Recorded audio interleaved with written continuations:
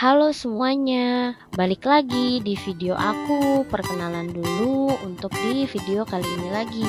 Nama aku Dita Briliantiwi. Video ini aku buat untuk memenuhi tugas kuliah bank dan lembaga keuangan lainnya di video kali ini. Kita bakal bahas tentang analisis kinerja bank menggunakan rasio Camel. Topik ini penting banget karena bisa membantu kita memahami bagaimana kondisi keuangan sebuah bank. Apakah sehat, efisien, dan mampu bertahan menghadapi risiko.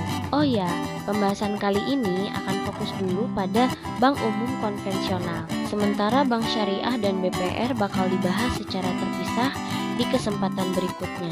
Konsep dasar rasio Camel sebelum masuk lebih jauh, kita perlu tahu dulu apa itu Camel.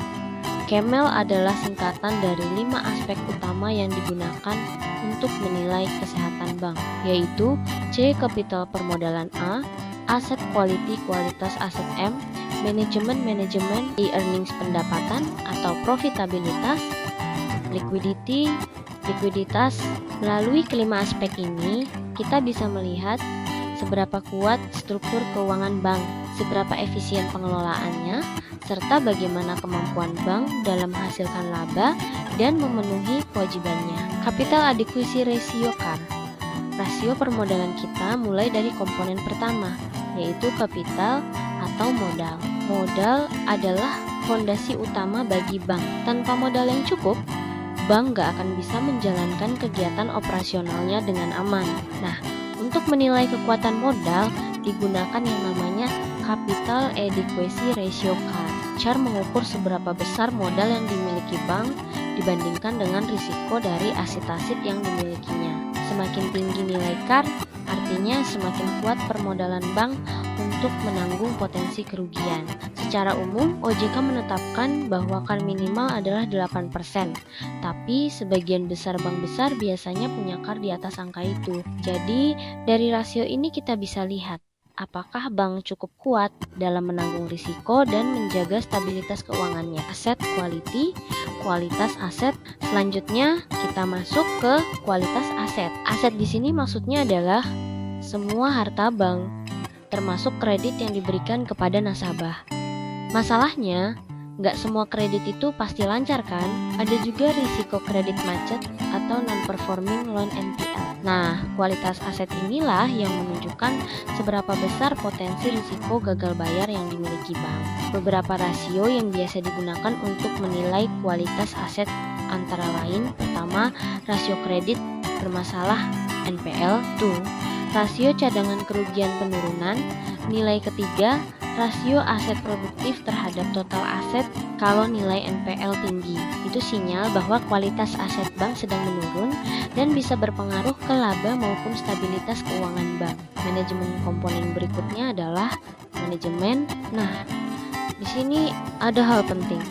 Aspek manajemen dalam analisis Camel tidak dinilai secara publik karena data terkait pengelolaan internal bank nggak tersedia untuk umum. Aspek ini dievaluasi langsung oleh Otoritas Jasa Keuangan OJK melalui proses yang disebut Fit and Proper Test atau uji kelayakan dan kepatutan. Lewat proses ini, OJK menilai apakah manajemen bank punya kemampuan, integritas, dan pengalaman yang memadai untuk menjalankan usaha perbankan dengan sehat. Jadi meskipun kita nggak bisa mengukur aspek ini dengan angka, faktor manajemen tetap punya pengaruh besar terhadap kinerja bank secara keseluruhan. Earnings, profitabilitas, dan efisiensi. Lanjut ke komponen keempat, yaitu earnings atau profitabilitas.